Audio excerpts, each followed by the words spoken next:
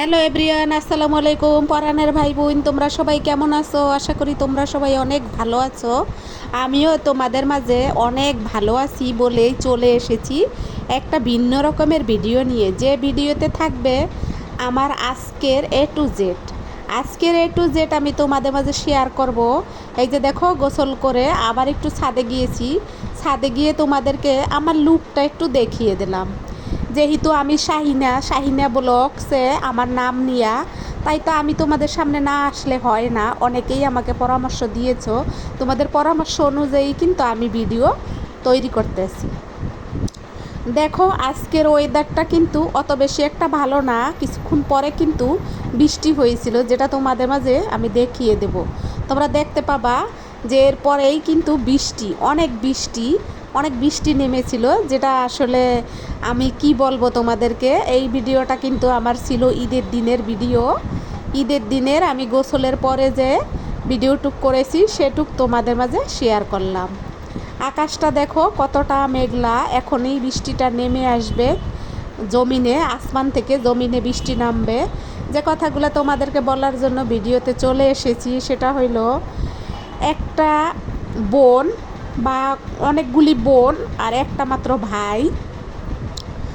আমি কিন্তু আমার জীবনের গল্প বলছি না, আমি অন্য এক আপার জীবনের গল্প বলতেছি। এই যে দেখো বৃষ্টিতে দেখো বৃষ্টি শুরু হয়ে গেছে।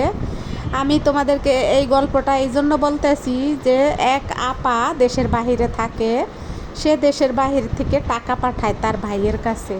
তার ভাইরে বলে যে, ভাই, বাবার নামে গরু কোরবানি দাও, মায়ের নামে গরু কোরবানি দাও এবং গরু কোরবানি দাও। তখন তার ভাই গরু কুরবানি দেয়, মসজিদের ইমামের সাথে কথা বলে। মসজিদের ইমাম তাকে জিজ্ঞেস করে, ভাই, আপনি তো চাকরি করেন না, তাহলে টাকা কোথায় পেয়েছেন? বলে, টাকা আমি যেখানেই পাই ওটা তো আপনার বিষয় না, বিষয় আমি গরু কুরবানি দেব, এটা হইল বিষয়। তখনও সে বলে না যে আমার বোন দেশের বাহিরে থাকে, আমার বোনরা দেশের বাহিরে থাকে, তারা টাকা পাঠায়, সেই টাকা দিয়ে আমরা গরু কুরবানি দেই। বোনের নামটা নিতে তার এতটাই লজ্জা লাগে, কিন্তু বোনের টাকা বসে বসে খায়। বোনের যা যা আছে ইনকাম সব বসে বসে ভাই খায় বাংলাদেশে। এই রকম অনেক মানুষ আছে যারা এই কষ্ট নিয়ে দেশের বাহিরে থাকে। অনেক আপুরা আছে যারা আমাদের দেশের বাহিরে থাকে, কিন্তু বাংলাদেশে যারা থাকে তারা অনেক বুক ফুলাইয়া বসবাস করে। বোনের টাকা ভেঙে ভেঙে ভাই খায়, কিন্তু ভাইয়ের সেটা বলতে লজ্জা লাগে, কিন্তু খেতে একটু লজ্জা লাগে না। আমার পরাণের ভাই বোন, তোমরা এই গল্প থেকে কি বুঝলা? ভাইকে বোন টাকা পাঠায় আপন মনে করে, কিন্তু বোন জানেই না যে আমার ভাই এই টাকা খায় ঠিকই, কিন্তু নাম লইতে তার লজ্জা লাগে যে বোন আমাকে টাকা দেয়। এবার বোঝো যে বাংলাদেশে ঘরে ঘরে এরকম ভাই কত না আছে। ঠিক কিনা বলো? যদি থেকে থাকে অবশ্যই আমাকে কমেন্টে জানাবা। তারপরে শোনো, বোন টাকা পাঠাইছে। এই যে দেখো বৃষ্টি, বলেছিলাম না বৃষ্টি, এই যে দেখো বৃষ্টি। আমি যে খাবার খেয়েছি সেই খাবারগুলো তোমাদের কাছে শেয়ার করেছি, দেখতেই তো পাইছিলাম আমি কি খাবার খেয়েছিলাম। বৃষ্টির শব্দটা তোমরা উপভোগ করো। আমি কিন্তু দাঁড়িয়ে দাঁড়িয়ে উপভোগ করেছিলাম বৃষ্টিটা, রিমঝিম বৃষ্টি। আর গানটা তো আছে, বৃষ্টি রে বৃষ্টি আয় না ঘিরে, ঘিরে যাব না আজকে ঘরে, ভিজা শাড়িতে স্মরণ করে।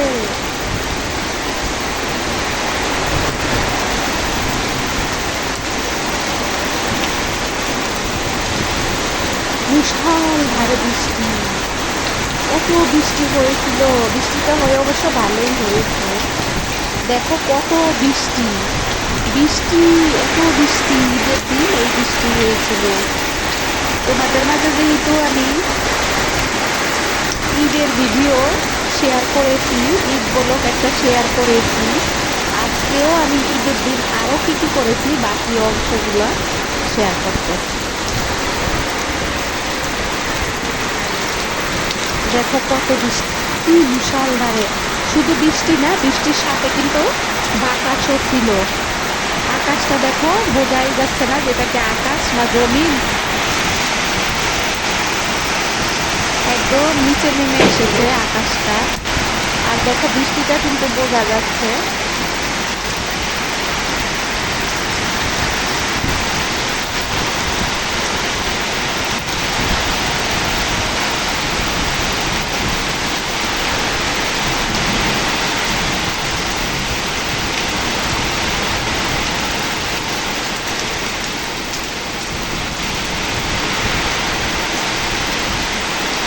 তোমরা এই মুহূর্তে আমার ভিডিওতে কে কে আছো কমেন্ট অবশ্যই জানাবা।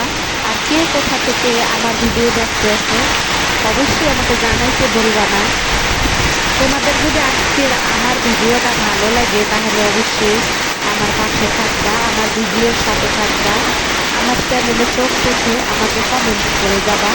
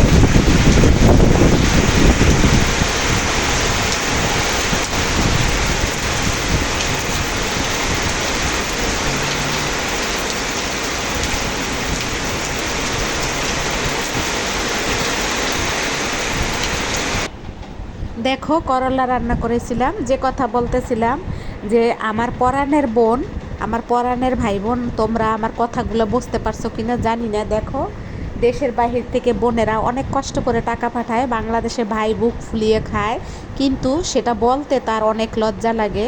একদিন এমন ঘটনা ঘটলো যে সেই ইমাম তার বোনের ফোন নাম্বার পেয়ে বোনকে কথা বলল, বোনের সাথে ইমাম বলল আপনারা বাংলাদেশে টাকা পাঠান, আপনার ভাই সে আপনাদের নাম নিতেই তার লজ্জা লাগে, বোনের কামাই বসে খাইতে পারে কিন্তু তার লজ্জা লাগে, তাইলে সে কেমন ভাই, কেমন সরলতা তার ভিতরে, কোনো সরলতা নাই।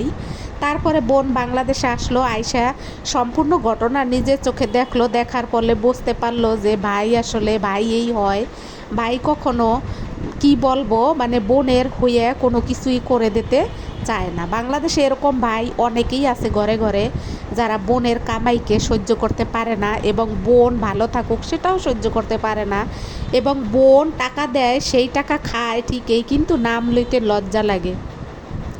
এরকম ভাই কিন্তু অনেক আছে ঘরে ঘরে, বোনের টাকায় গাড়ি বাড়ি বানাইছে কিন্তু বোনের নাম নিতে তার এতটাই লজ্জা লাগে যে সে বোনের নাম নেয় না।